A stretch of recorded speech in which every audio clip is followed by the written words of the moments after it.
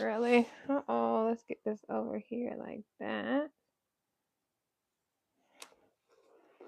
Okay, good afternoon. I'm just a little bit early today. Um, just slightly early. Slightly early.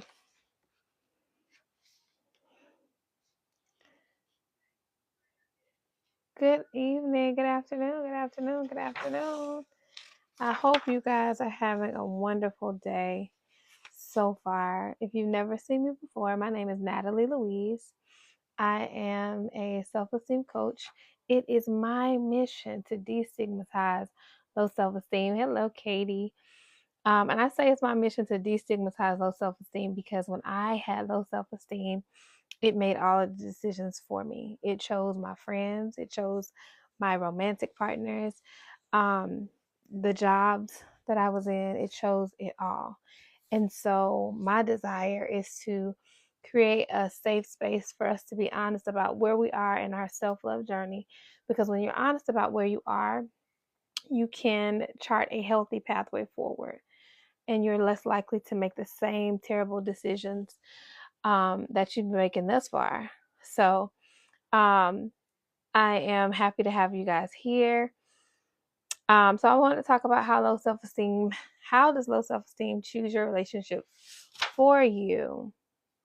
How does low self-esteem choose your relationship for you? You help a lot. I've been in therapy for 2.5 years. I am so happy for you, Katie. I am so happy for you. I am a person who I have not just studied. I have not just studied what I talk about. I have lived what I talk about. And so education is great, but there's a nuance that comes along with experiencing self-hatred, experiencing being a people pleaser that you don't get from school. Like you can read it in a book, but when you live it, it's a different experience. And so my passion for this topic or these topics is not just from an observational perspective, it's from firsthand knowing how I just lived a very interesting life. It was a very interesting life when I had very low self esteem. And when I say low, it was the lowest of the low. I'm very transparent about, yeah, the Bible is what helped me. Um, but I'm very transparent about the things that I experienced because I think sometimes you can look at a person and say, "Oh, they didn't go through, they didn't go through whatever." I went through the trenches of self-hatred. And so because I know it, I want to share it in hopes that it'll help people come out of the trenches. All right. So let me figure out where is this my how low self-esteem chooses your relationship. This is something that we talked about quite a while ago. Um so it's toward the front of my notebook. I hope y'all are having a beautiful day. I thought I saw Dr. Hernandez Schmidt. Hello, Dr. Hernandez Schmidt. We talked about desperation. Was that yesterday that we talked about desperation? I absolutely love talking about that because a lot of times we don't see ourselves as desperate. Another thing I like to talk about is we think that we know what words mean, right? We think we have an idea of what it means. And when words have a negative connotation, we don't want to be associated with it. Like low self esteem. You don't want to be associated with low self esteem, no matter how many choices you make in your life that align you with not loving yourself, not valuing yourself. You don't want to admit, I really don't have the best opinion of me, even when your actions show it. Even when everything you do points to you not loving yourself, you don't want to tell the truth. You don't want to tell the truth. And that is to your detriment. I want you to know that. Like, that's why I want to be honest here. I want to be transparent here because you not telling yourself the truth, it don't matter what we think. It does not matter our opinion. Your inability to assess your life and be honest is stagnating your growth. It's not going to do nothing to me. It's not going to do nothing to everybody else in here. Your opinion about yourself and your inability to be truthful about that is holding you up. I was offended when myself, it's offensive. That's why I say I want to destigmatize low self esteem, because you take offense, and I'm not just saying you, I used to take offense when somebody said, "Oh, you just need to love yourself." I do love myself. Instead of saying, "Okay, let me be honest. Let me actually look at my life." I always say this: if you want to know how you feel about yourself, look at what you allow. Look at your life. Look at the relationships that you take part in. Look at how you're treated. Look at how your friends treat you. If you want to know how you really feel about yourself, I want you to look at the experiences that you're having, and that'll tell the story. I know we all, everybody wants to be perceived as a person that loves themselves. That's cute. I don't care about perception. I want the actualization of self love. I want to live that thing. I don't care how anybody feels. Yeah, she loves herself. No, because guess what? I lived a life of projecting self-love and living self-hatred. So, we're going to talk about how low self-esteem chooses your relationships for you, because this is a truth that nobody wants to admit. Hey, Shakira, how are you? How are you doing today? All right, so your low self esteem has been choosing your partners for you, not just your partners, y'all. Because a lot of times I think we fixate on romantic relationships. Low self esteem has chosen your friends. Low self esteem has kept you around your abusive family. Low self esteem has kept you in the job that does not serve you. They don't care nothing about you staying overtime. They don't care nothing about you coming in on the weekends. Low self esteem has kept you there. Hey, so if you've ever loved somebody who didn't treat you right, don't go nowhere. If you've ever showed up time and time and time and time and time and time again for a friend, and then when you needed them, they weren't there, but you did not vacate the premises, you just said, well, they'll show up for me one day. Stay right here, okay? Because we're going to talk about how low self esteem chooses relationships for you, okay? The first thing we want to talk about is this: low self esteem picks familiar pain. Good afternoon, Sea Breeze. Is it Sea Breezy? Low self esteem picks familiar pain, not healthy love. I know, y'all. Low self esteem picks familiar pain. If you were raised in an environment where you had to prove your worth to be loved, if you were raised in an environment where you had to earn people's good opinion of you, that you will only see me. I'm gonna say me. My dad only acknowledged me when I made straight A's. And so what that taught me was that if I want to be acknowledged, if I want to be appreciated and loved, I have to be an overachiever. I have to make straight A's. And so if you had a similar situation, that groomed you to be a people pleaser. It groomed you to say, I have to earn people's love. So that process was familiar for me, right? So because it happened in my childhood, I picked familiar pain. I picked people that I had to prove myself to for them to love me. So I didn't choose healthy love. I didn't choose people that I did not have to work to be accepted by. I chose what was familiar. Okay? And I want to be honest. I want us to be honest here today, because I think that one of the barriers to your growth is an inability to be able to look at your life and say, these were my choices, right? Because life happens. We experience trauma. I should have never had to prove my worth to my father, but I did, right? That fixated my mind in a certain way. I lived that. But as an adult, I made choices to earn people's love. It was based on my trauma, But as an adult, I was making those choices. Okay. So we have to be honest with ourselves about the choices that we're making now. They may be inspired by the things that happened to us when we were children, but as an adult, you got to own that you're making the choices. Okay. Of course we did. A lot of us did, Nadia. A lot of us did. And that's one thing that we have to not only cope with, acknowledge and heal. Because a lot of the terrible relationships that we've experienced were because we chose to ignore the truth. The truth is, we endured more than we should have because we wanted connection. Exactly, Shakir. Exactly. Wanting somebody, if I prove to this person that I'm valuable, then they'll stay, then they'll love me. Hey, Mayra.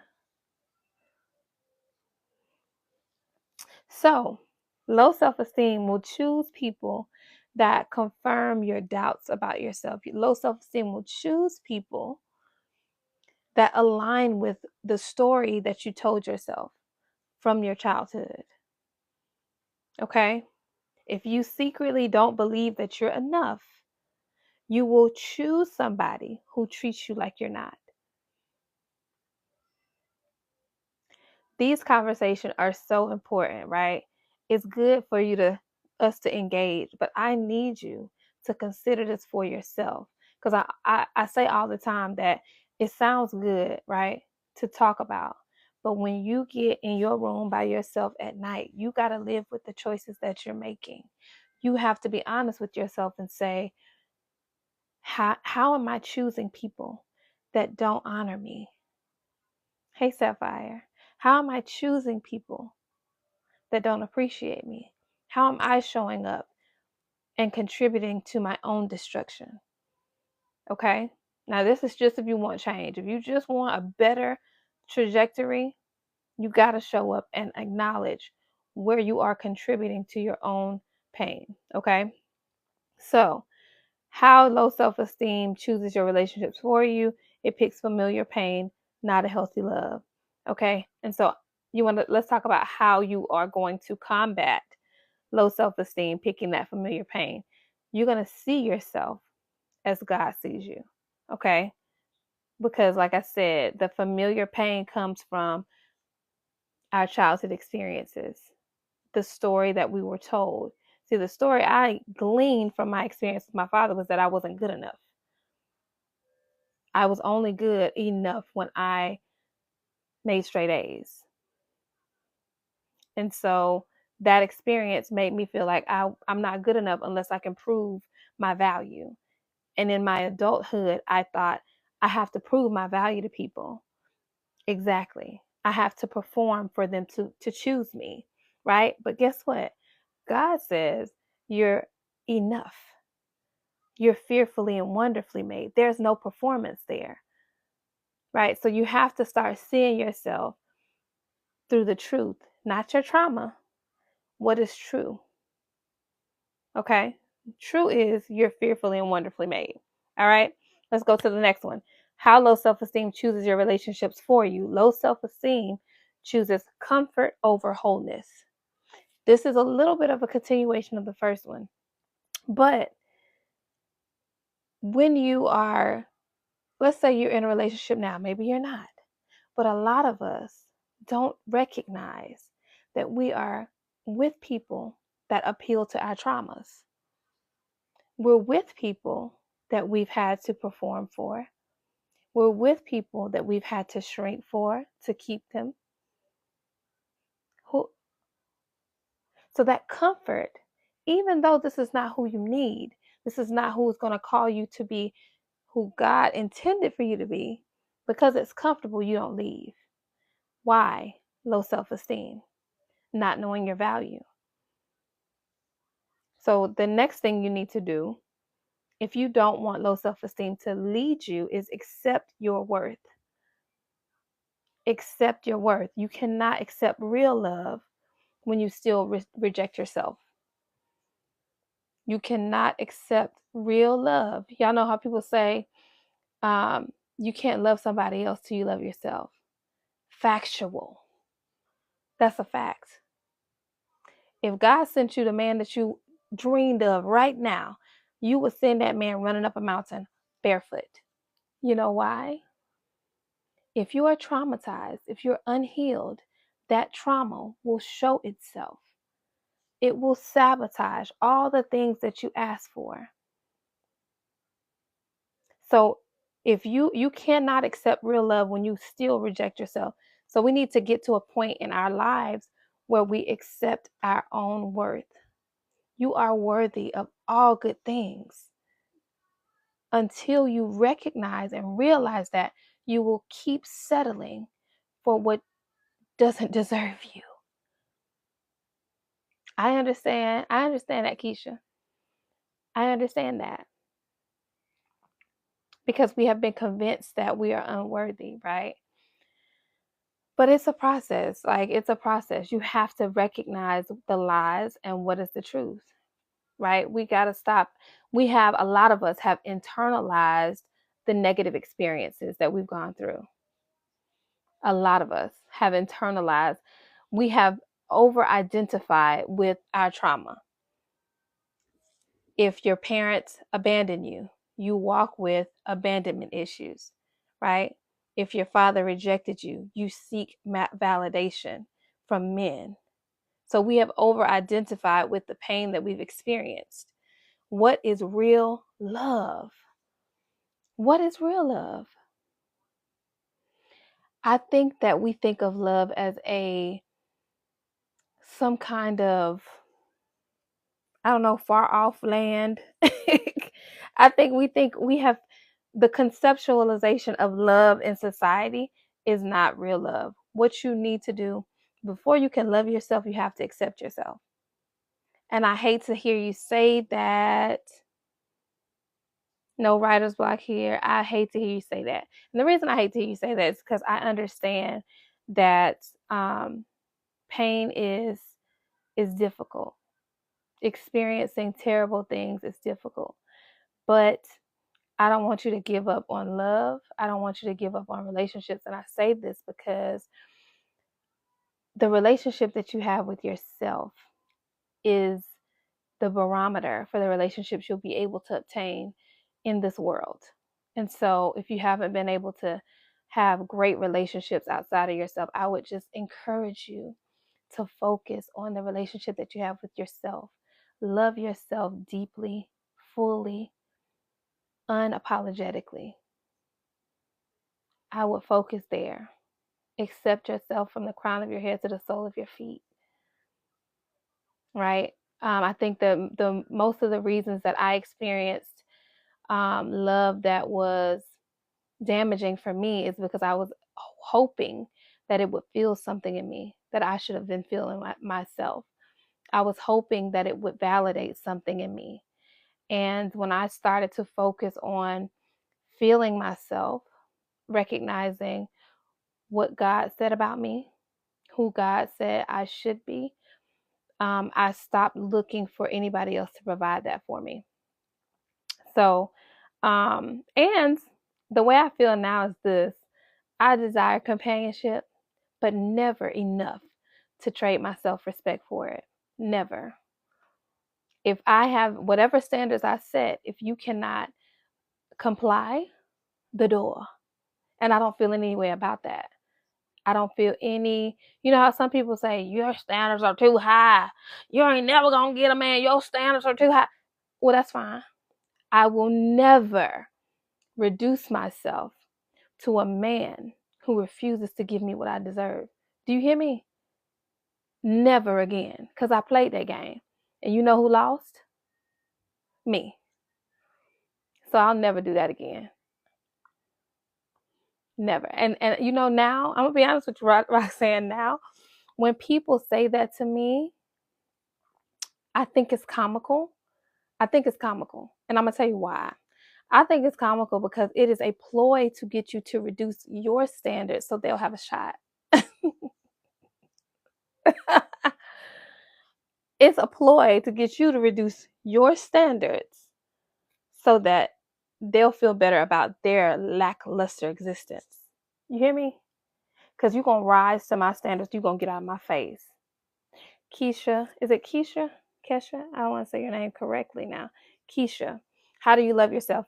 Before you can get to loving yourself, I want you to accept yourself. Okay?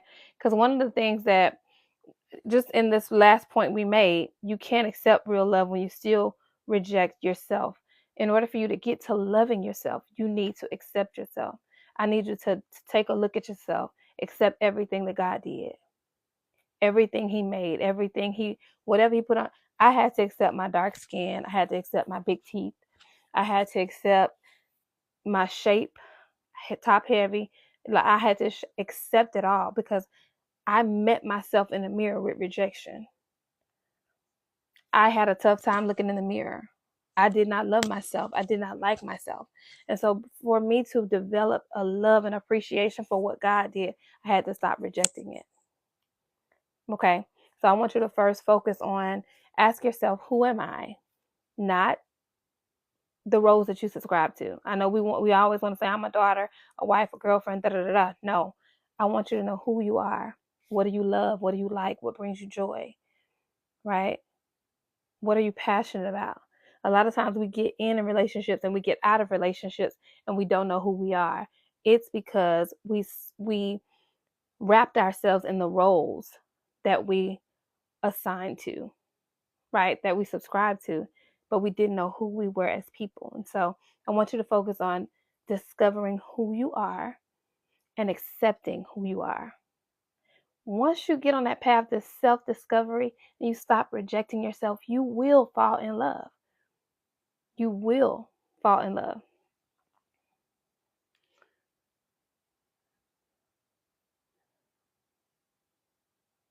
God don't make no mistakes. Thank you so much. I appreciate you.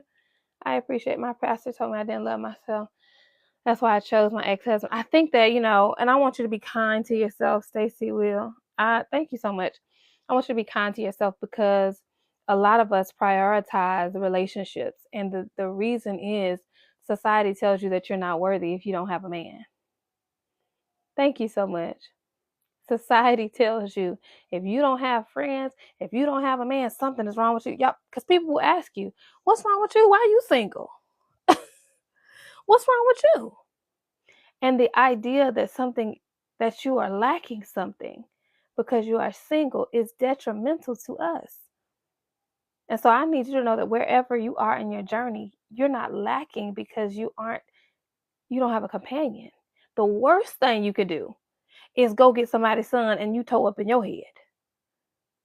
The worst thing. I don't care what people say. You know how people say the easiest way to get over somebody else is get up on under somebody. Please save yourselves, okay? That is the worst thing you can do. The best thing you can do while in your single season is to know who you are and love yourself. Because when you love yourself, hey Posh Echelon, when you love yourself, you'll be able to love whoever God gives you to steward well. Okay? You'll be able to love them in a way that fills them. Now, they should already be full now. Let's be clear. All right? I don't, if they broken, run. If they broken, get on up out of there. Because ain't no way we spending all this hard work, these long hours, fixing ourselves, and you're going to attach to somebody that's broken. Get on up out of there, baby. Okay? I'm learning that these are problems from my father who I love so much. Baby. And imagine your dad being a narcissist. Imagine that. Imagine me trying to please a person that was always about themselves. Imagine that, y'all. That's been a doozy. But I will say this, if you come into contact with a narcissist, if your father is a narcissist, if your mama a narcissist, one thing that has helped me in my relationship with my dad, or the lack thereof, is that I never get confused about who he is. And so in all of my communication with him and all of my just conversation, I understand that he's always serving himself. So if you have narcissists in your life and they're in your life, right? They're family. Because outside of family, why you got them now? Okay. But if they're in your family and you're in communication with them for any reason, you just need to remember who they are. A narcissist is always for themselves. I don't care. I don't care if they buying your clothes, shoes. It's to feed their ego, baby. Never confuse that. Okay. We always want to pretend someone we love will be different, baby. Listen, baby, listen. You can't pick your family, but you better know if they have narcissistic tendencies, save yourself. Save yourself. He's now 71. I wouldn't even know how to have that convo with him. That he is who broke me first. My conversation. I'm gonna be honest with you. We talked about some time ago. We talked about how to heal without an apology, because I think it's excellent conversation to have, especially if you've dealt with narcissists in your life. Healing without an apology is something that is going to be required in that scenario.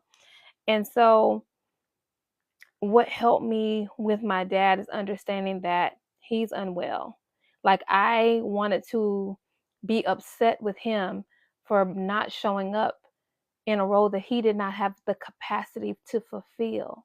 See, there is not a line that says you can only be a father if you're sane, if you're well. You know what I mean? So he did not have the capacity for reasons beyond his control. He was abused as a child. And so he didn't have the capacity to be a father. Now, while I can have compassion on him for that truth, also get away from me. Because I don't excuse abuse because you were abused. So if you have somebody in your life, maybe they were abused, cool. Get away from me though. So, anywho, at 26 years old, I'm now learning to choose better men. And I hope, Rebecca, I'm gonna say this. Choose better men, but I'm gonna tell you how you choose better men, how it's gonna be easier. Choose yourself. Learn right now. I'm 30, I'm about 11 years your senior, I'm 37. I'll be 38 this year. The best way to choose better men is to choose yourself. Because when you choose yourself, you will not betray you. You will not choose connection over self-respect. So if you can learn that now, baby, you're going to be unstoppable. By 27, 28, 30, unstoppable. Unstoppable. Because I spent most of my 20s and 30s choosing everybody else around me. And I'll be 38 in May. So, but yeah, so if you can learn that now, boo, you don't abandon yourself for anybody. When I say anybody, mama, daddy, sister, brother, don't abandon yourself for anybody. Okay? All right. So let's talk about how low self-esteem chooses your relationships for you. Low self-esteem chooses people who benefit from your silence. Low self-esteem chooses people who benefit from your silence. A lot of times for people who grew up in traumatic environments, silence feels a lot safer than speaking up for yourself. I don't know about nobody else, but for me, I held in so much abuse. My mom is just now finding out about things that happened to me in my childhood because as a child, you didn't speak up. Silence feels safer than speaking up for yourself. That follows you into your adulthood where you're in relationships and you can't ask for what you need. And you're in a relationship getting the bare minimum because you don't have the strength and the courage to say, I need more than this. I need you to show up for me like I'm showing up for you. That's what low self-esteem does. Okay. How do we combat this? How do we combat choosing people who benefit from our silence? You want to set healthy boundaries. Cultivate healthy boundaries in your life. I know boundaries feel like a cuss word for some of us. They always do. Queen of small talk. People date at the level of their self-esteem. And it's not just dating. So when I'm talking about relationships, dating is what we typically go through. We typically go to that. Your friends, you choose your friends. by the level of your self-esteem. Some of us are in relationships with people that hate us, with women that hate us, but we want to be included, right? Exactly. Jobs that don't give us what we deserve. Before I started working on my self-esteem, I worked in a company for 10 years, never asked for a raise. Why? Because I was grateful to just get what they gave me, knowing that I worked hard, knowing that I had stellar reviews, afraid to stand up for me. Low self-esteem. So, cultivate healthy boundaries. I know boundaries feels like a cuss word to y'all because we are used to people running over us. We are used to letting people have their way, but I'm going to tell you like this. Every business that you frequent has terms of engagement. The bank, you're going to wear some shoes and some shirts. You're not going in there acting any kind of way. You know why? There are rules. You're going to act right. Some kind of way we think it's okay for people to come in our life and do anything. You have to have boundaries, or else you're going to be a zoo. Your life will be a zoo. Monkeys and frogs and snakes everywhere because you won't set the tone. Okay? The boundaryless version of you became the foundation for every relationship that drained you. Hey, Chrissy, I'm going to say that again. The boundaryless version of you became the foundation for every relationship that drained you. I want you to think about it. Think about the relationships that drained you. Did you have boundaries in place? Did you have boundaries? Let's talk about this. Let me just take a little caveat because I want to give you all the psychologist's definition of a boundary. Because a lot of us think boundaries are mean. A lot of us think boundaries, I can't set boundaries. What are people going to say if I set a boundary? Girl, the right response is, I don't care what they say. But we got to get there, okay? I understand we got to get there. But this is a psychologist's definition of a boundary. Boundaries are the limits individuals set to protect their emotional, mental, physical, and psychological well-being while maintaining a sense of self in relationships. They're the limits that you set to protect your emotional, mental, physical, and psychological well-being while maintaining a sense of self in relationships.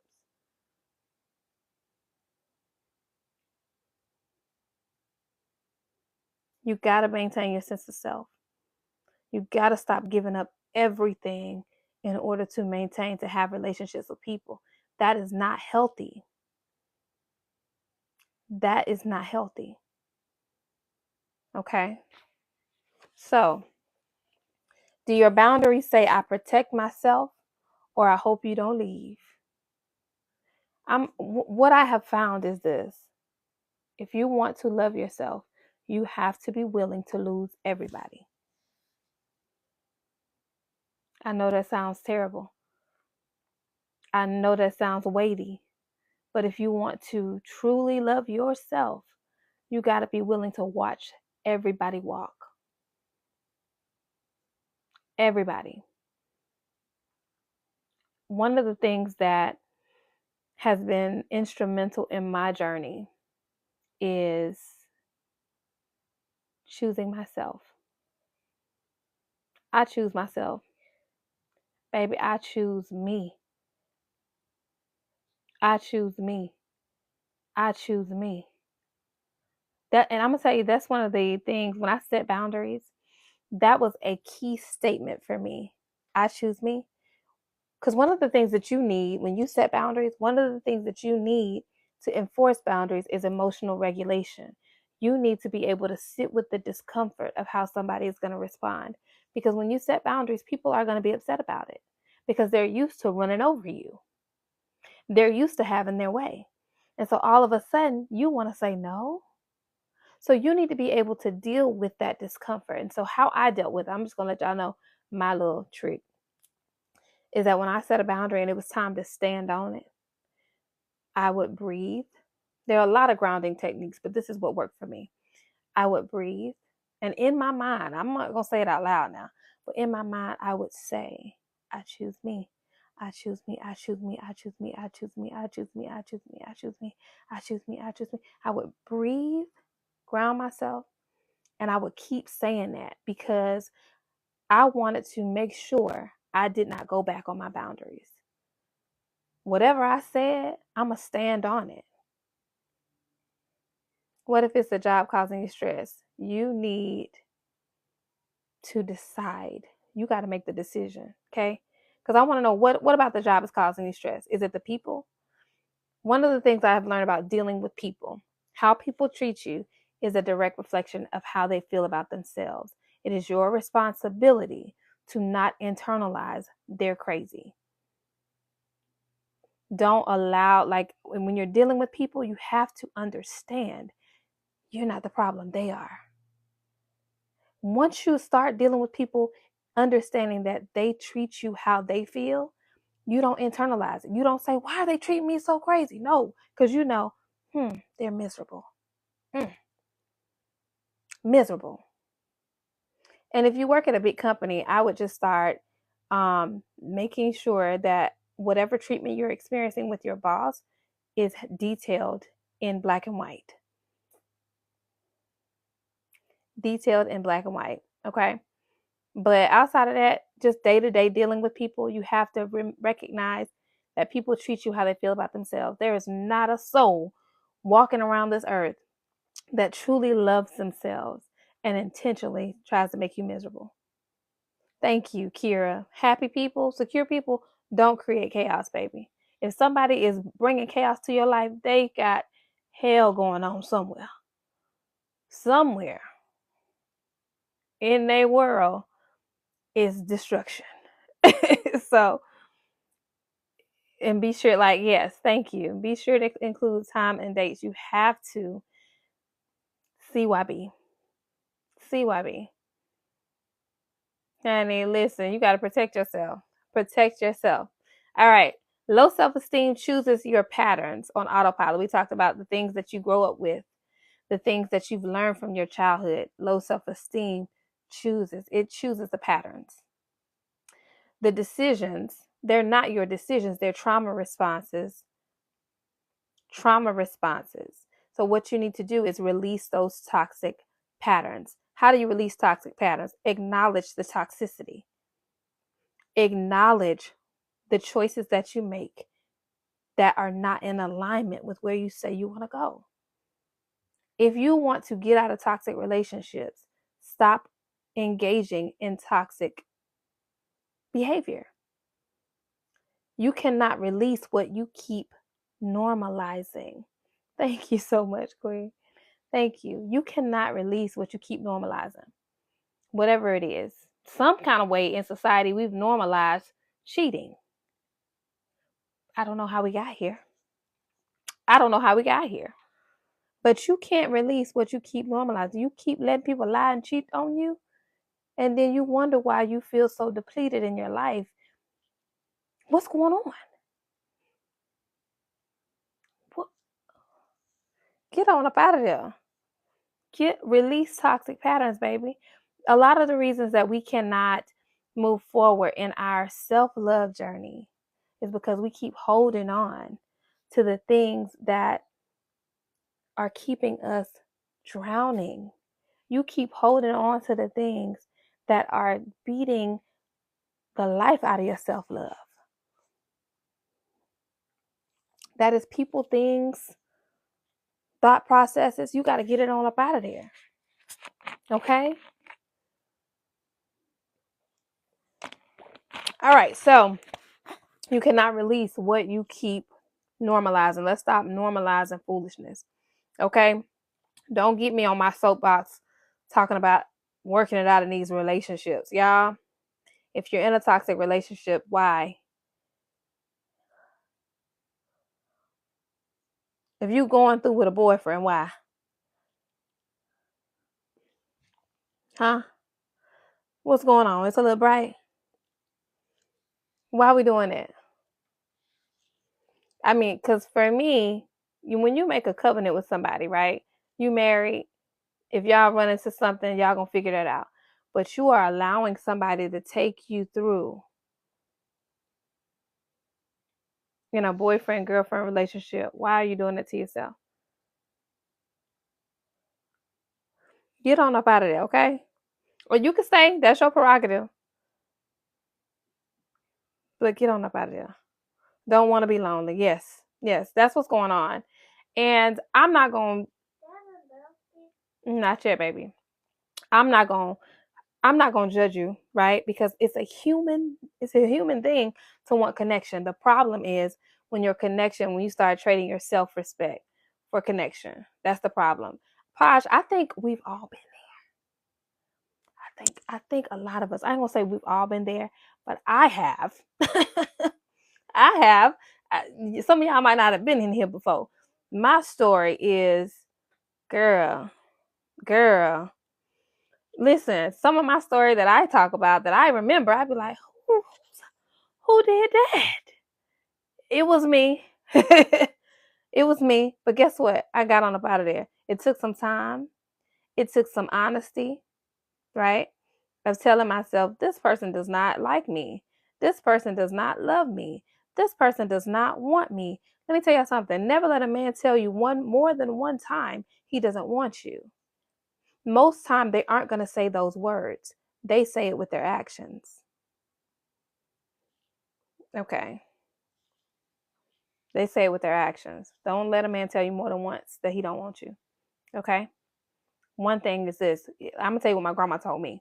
If you chase a man, you will always be chasing that man. Okay? Always. Cut off a friend who's acting moody throughout the vacation towards me. Did I do the right thing? Girl, listen, I'm going to tell you about some intuition. Okay? If I get an inkling, you going to have to prove to me that I'm wrong. Because when nowadays, because I used to not listen to what I felt in my spirit, in my mind. I used to not listen. And every time I didn't listen, I got tripped up. Later on down the line, it would come out, oh, this person hate me.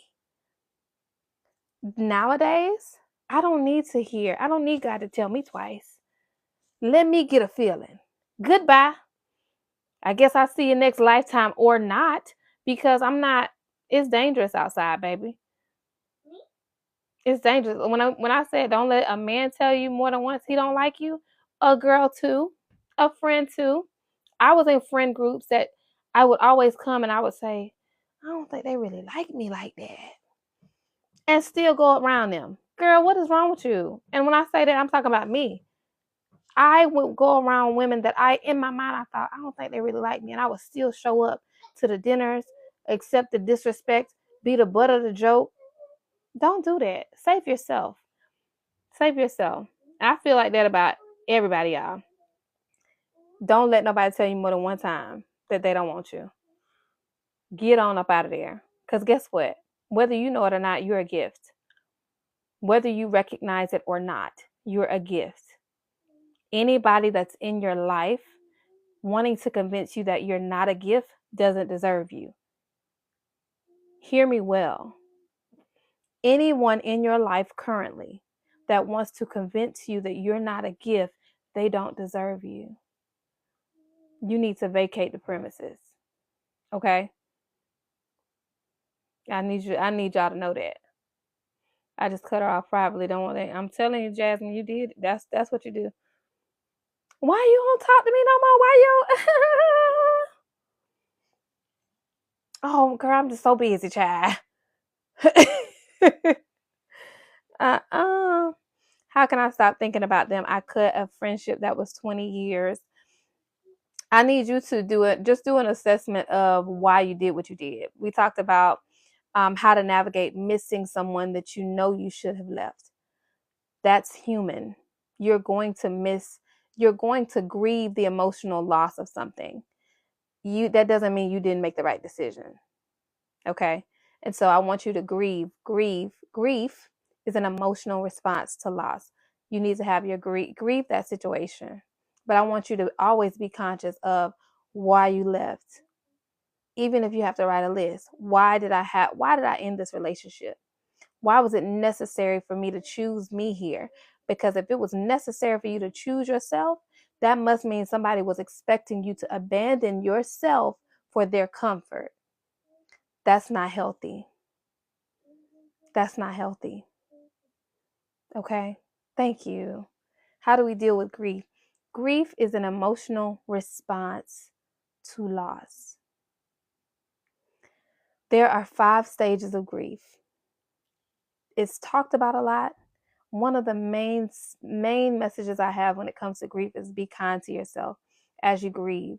Grief, like I said, is an emotional response to loss. You got to feel it. Feel those emotions. You're human. Don't say, I'm all right, I'm all right, I'm all right. Listen, if you got to slide down a wall to grieve a relationship, do what you need to do. Because anybody that's trying to rush your process, anybody that's telling you you shouldn't be sad about that, they're detrimental to your process. You're human. In the human experience, you will have pain. You will need healing. Allow yourself to heal. Okay? Give yourself compassion and give yourself grace as you navigate it, because I think a lot of times we are surrounded by people who tell us to rush our processes, and that doesn't serve you. That doesn't serve you. Thank you for that scripture, because that is very true. The truth shall set you free, okay? It definitely will. That's one thing I really try to hone in on, is that we got to be honest with ourselves, because when you cut off the lights at night and you get in that bed by yourself or your husband, you got to live with you. You have to live with the decisions that you've made. And so I want you to be okay with that. I want you to be truthful to your own self so that you can go to bed at peace, in peace. All right. So how does low self-esteem choose the relationships for you?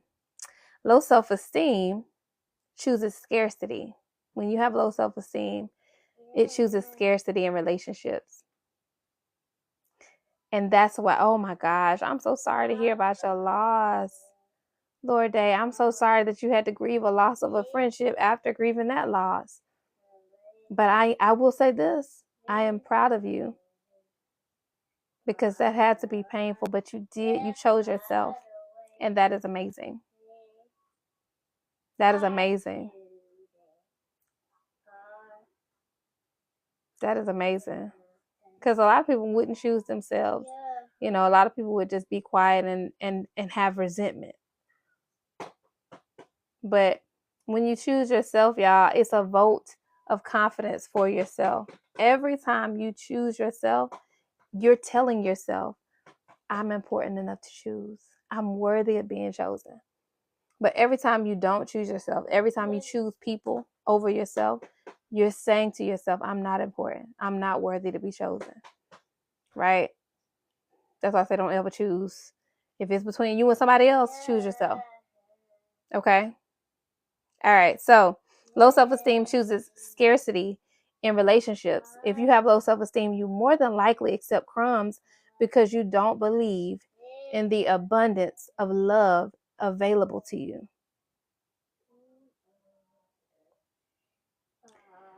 So, how do you combat scarcity? Embrace abundance.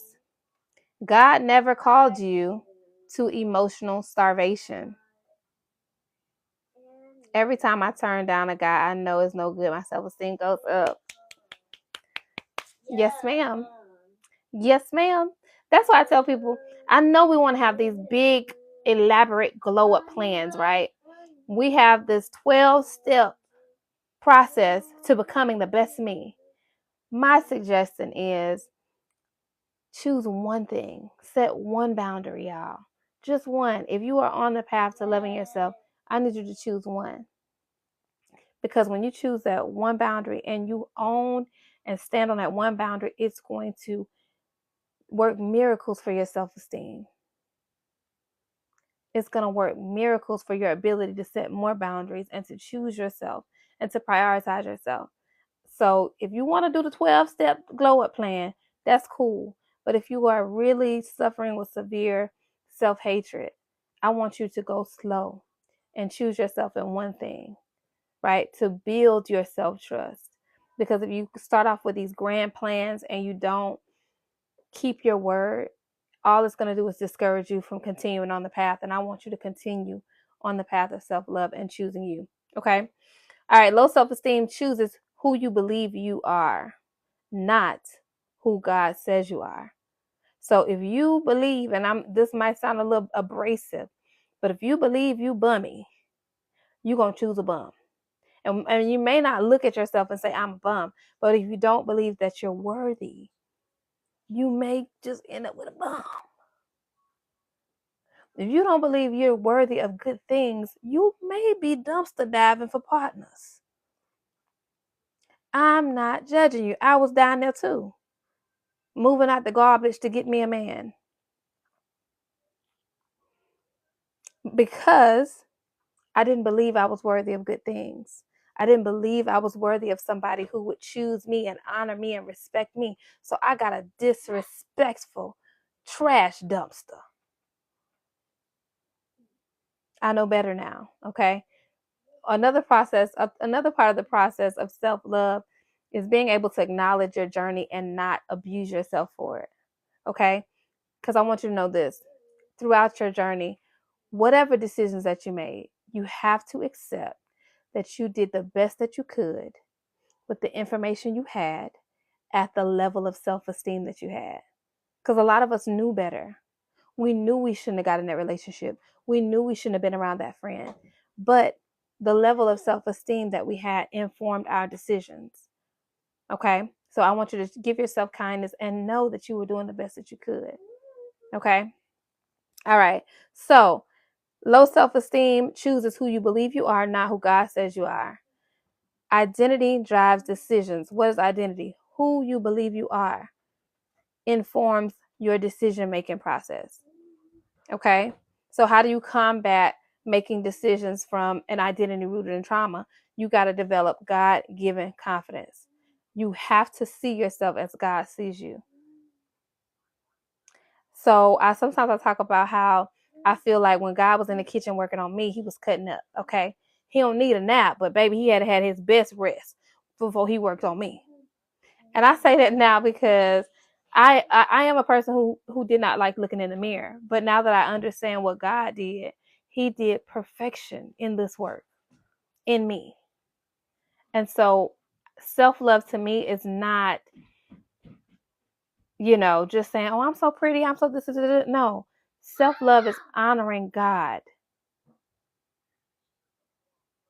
Self-love is honoring God in his creation of you. Mommy. Yes, baby. You, Abigail. I'll come in a second, okay?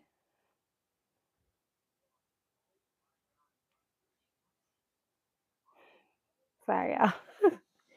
All right. So when you develop your confidence from God, you are not able to be manipulated. When you develop your confidence based on what God says about you, you can't be manipulated. I talk a lot about manipulationships. A lot of people end up in situationships. Always on duty, Annie, always. So a lot of people are, some people might be on here right now, been in a 2-year situationship with somebody who says, we got a connection, but I'm not ready for a relationship. That's a manipulationship, baby. The situation is you're being manipulated. Okay? When you have a confidence that's rooted in what God says about you, you are not able to be manipulated. I want you to ask yourself, if anybody's in this room right now and they're in a situationship, why would someone not ready to be in a relationship with you engage in relationship activities? Why would they do that?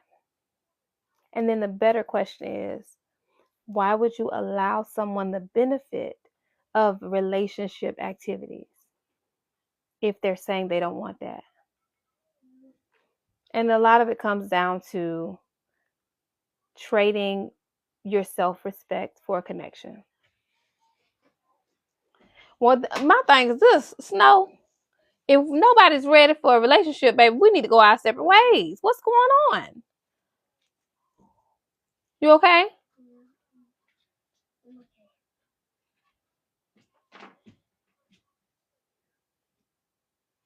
You need to change your clothes? Okay, go ahead. It's okay.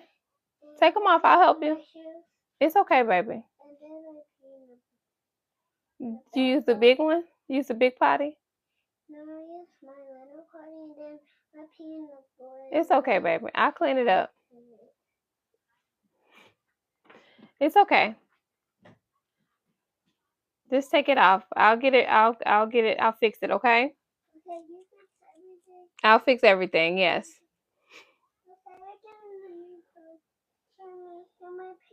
Okay. Thank you. So, yeah. So, but that was a question I had. If you're not ready for a relationship and they're not ready for a relationship, what are we doing? What are we doing? When I learned to stop listening to abuse, is my type of guy. Yep. Go ahead, Abigail. I'll help you later, okay? I'll help you in a little bit. I'll do it myself. Hello, Brenda. Nobody wants to be alone, but I get that. That's a very human thing. None of us want to be alone.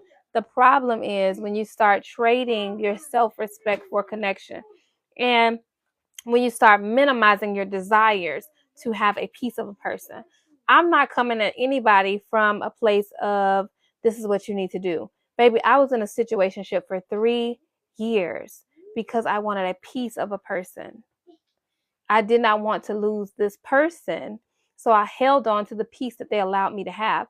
Why? Because I did not think that I could get better. I wanted this situation so bad. Now I know if somebody isn't choosing you, they don't deserve you. And if they don't deserve you, why are you allowing them to have you? That's something I had to get real with myself about. If they did not deserve me, why was I allowing them the pleasure of my company? Why was I allowing them the benefit of my precious existence? If they were saying themselves they didn't want it, right? I got the pills. I found this new one. Look, it's no good. Good. Okay, good job, baby. And so, well, before we go meet Daddy, we'll change your clothes, okay? I'll change my clothes myself. Good job, baby. So yeah, I just want us to just be very conscious of the decisions that we make. I think a lot of times we make our decisions from a place of fear and not love. What about when they say they do, but the actions don't align? You listen to the actions. You don't listen to words. People can say anything. I can tell you right now, I speak fluent French. I also speak Mandarin. What? So what happens when you say, "Oh, she speaks French and Mandarin"? So I'm gonna let you travel to France with. I know you speak Mandarin, baby. I know you speak Mandarin, but I'm not talking about you, okay? It's a one piece you put. Ooh, I don't let her in my videos, but you think the voice? You think the voice will cut up? Thank you though. She goes to a school where they speak Mandarin half the day. Yes, you baby. So when I said Mandarin, she was like, me? But yeah. But so I could say I speak French and Mandarin, but you would take me somewhere, take me to France, and then depending on me. Hey, Mom. So you watch people's actions. A lot of us get caught up in people's charisma and not their character. Yeah. I love her school. My self-esteem is awful and I lost so much weight. I thought I'd be okay now. So you lost some. Yes, you look beautiful, baby. You look beautiful. So, yeah, we just have to be honest with ourselves and recognize where we're making decisions from a place of fear, right? A lot of us are making decisions, especially in regards to relationships, from a place of fear. I can say that a lot of my decisions that I made when I did not have high self-esteem was from a place of fear. I was afraid I was going to end up alone. I was afraid no one would choose me, and so I made decisions from that mind frame. Now I choose myself. If nobody comes, nobody else chooses me, I choose me. And so with that understanding, I'm never gonna um trade my self-respect for connection. That's a big thing, y'all. That's a big thing. All right. So what did your low self-esteem, ask yourself, what did your low self-esteem normalize that the healed you would never tolerate? What did low self-esteem normalize? I'm gonna tell you what it normalized for me. Bare minimum activity. Bare minimum activity. I'm gonna say something that'll probably make people be upset with me, but there's a lot of conversation that happens about the opposite sex and how they're no good and how they're liars and cheaters and abusers and blah blah blah blah blah. And so I want us to focus our attention on how they have the opportunity to commit so many offenses so many times with us. And I think it's because we don't leave at the first red flag. We allow people to have experiences with us that they never earned. And a lot of our vitriol, a lot of our anger is not, we aim it at them, but we're upset that we endured, that we accepted so much foolishness when we knew better. Baby, listen, Kira, you know me, I was going to the Home Depot to get me some green paint to paint over them red flags, baby. But you know what? Blessed one, call me whatever you want, but you won't call me stupid because I'm out of here. You hear me? First red flag, somebody said to me in a live one time, because I said we need to develop first red flag, last chance policies. We need to develop first red flag, last chance policies, right? And they said, you're going to cut somebody else for one red flag?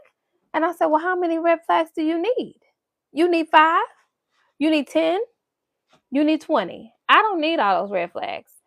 I don't need all those. Let me tell you another thing I've recognized is this. The reason that we end up bitter, the reason that we end up upset is because we let so many flags go in the hopes that this will work out. We let 30 flags go by. And then when it doesn't work out like we expected it to, like we wanted it to, then we're mad. But we got to take accountability because we kept letting the flags fly. That first red flag, get on up out of there, okay? First one. First red flag. And on another note, because I'm about done. If a man tells you that the reason he don't talk to his kids is because the mama is crazy, I want you to ask him why he hadn't gotten custody. Miss, I know. So the ice in the punch is milk. I saw it in my own eyes. Thank you, baby. Is somebody not here? Thank you, baby. All right. I'm almost done. Thank you, baby. Okay. So I said that because, let me tell you why I said that. Because a lot of times we fall into booby traps. We want to be in company of men so bad that we believe whatever they say. If a man has not spoken and he's not supporting his child, please understand that this is not a communication issue. This is a character flaw. You got money to go out on a date with me, but you don't got money to go get a lawyer to get custody of your children because you said the mama crazy? Huh? What's going on? I'm not very nice. I'm not, and I say that because I don't believe, and this is off, this is a little bit off. I don't believe a man that don't take care of his kids deserves love. I just don't. That might be a little mean. But if you don't take care of your kids, why do you deserve a woman? Why do you deserve friends? And I maybe I should feel like this because Abigail's dad gives her every day. So I don't, it's not my personal experience, but this is really how I feel. No, I'm not inviting you to the show. Bye. Hey guys. They couldn't see your hand, but they ain't gonna see. No. Hey guys. Bye. Thank you for your contribution to the show. Thank you. Hey, bye. But yeah, I just that's my opinion. A man that don't take care of his kid don't deserve love. I am immediately if you find out a deadbeat and I'm looking at his friends, all y'all trash. Any woman associated with a man that ain't got no kids, trash. Get on about him. That's a character flaw. Unforgivable. Anyway, so I just let y'all know, please, when does the wife submit to your husband kick in? Marriage. Marriage. Oh my goodness. Y'all, this is my mom has a podcast called Husbands Love Your Wives, right? And I had a conversation on here because a lot of men love to say women are supposed to submit to men. That's not true. Abigail, now you know, back over there. It's gonna be time out if I have to say something again. Thank you. So, because I want to debunk this, they love to say on all the podcasts, women are supposed to submit to men. However, the Bible says, wives, submit yourselves to your own husbands. So if you're not married, if there's not a license and a ring and a house and all those things, you ain't got to submit to no man. Please. I absolutely, I can't wait to have that conversation with a man because they love to say women supposed to submit. They supposed to submit. Absolutely not. It's wives. Submit yourselves to your own husbands, baby. So you should not practice that beforehand. Absolutely not. I'm not practicing to be no wife. You're going to have to marry me, baby. My character, I am who I am. My character shows in how I live my life. I have pretended to be the wife. I have done that. You know what I lost? My time. My energy. I've done that. I won't do that again. So, no. And I don't want anybody else to waste their time like that. Get yourself your ring, your house, your marriage license. And then you're the wife. I'm going to tell you how this. Think about it like this. Think about you going to audition for a part, right? Let's go. You going to a play. You going to audition for a part. And you say, I'm going to become this role. I am going to be her in and out. And then they say, yeah, we decided to make another choice. You didn't get the role, right? And you keep walking around in that role after they already said, well, we didn't choose you. You know what that look like? Crazy. Unwell. And that's what we're doing now.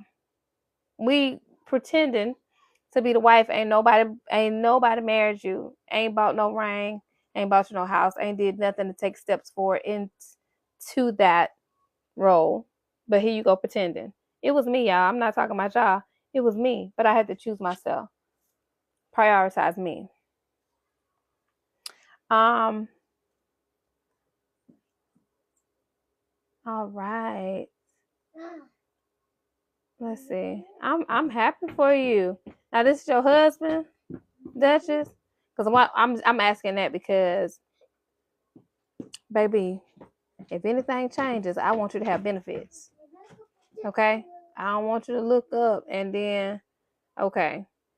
My thing was this. So my daughter's dad was a provider, right? But I took some offense when we were expecting her. I immediately made him my beneficiary. And he was just like, oh no, my mom's my beneficiary.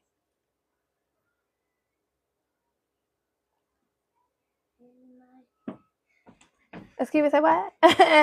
And so that was just, for me, if we are building a family, and that's why I feel the way I feel now about doing the boyfriend girlfriend thing again. Not interested.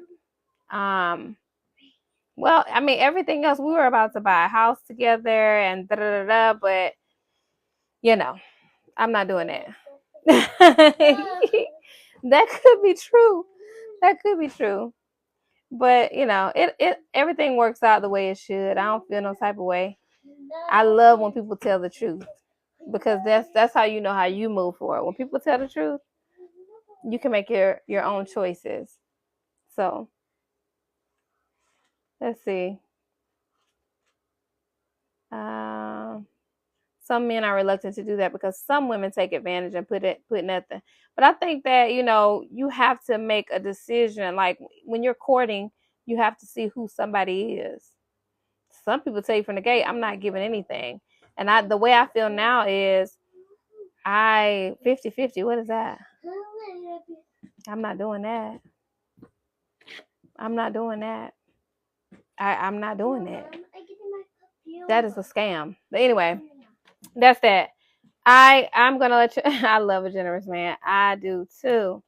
And listen, y'all, we live in a society that favors men, right? That is true. But guess what?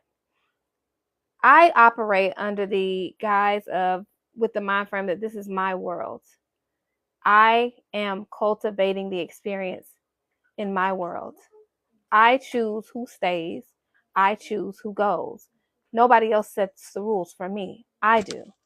And so we talk about, all the rules that are in society.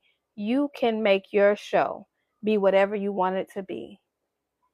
You want a man that opens the door for you, require that. Require that. If you want flowers every Thursday, require that. If somebody says, I'm not doing that, get them up out of your face. See, a lot of the things that we experience are because we are allowing those experiences. I know because I look at the life I had when I allowed foolishness. That doesn't happen in my life anymore. I am going to open my calendar for one-on-ones. I need to do that. I'm going to try to get that up tonight. I do have a self-esteem boot camp coming up February 19th, 20th, 21st. It's called the Identity Intervention. It's 3 days. First day is about identity. The second day is about boundaries. The third day is about activating your confidence. And I also offer a 60-day collective where we meet weekly. It's called the Sacred Collective. I typically follow that. I follow the identity intervention with the 60-day collective because we learn a lot, but you have to implement it. If you don't implement it, baby, what lighting do you use? I don't know what light this is. I think it's called, I used to do makeup. So this is the light I use for my makeup. I can't remember the name. But so yeah. And I'm also having a tax time special where you can pay for the Sacred Collective and the Identity Intervention and you get $200 off. So that is available in my bio. It's the Identity Reset Bundle.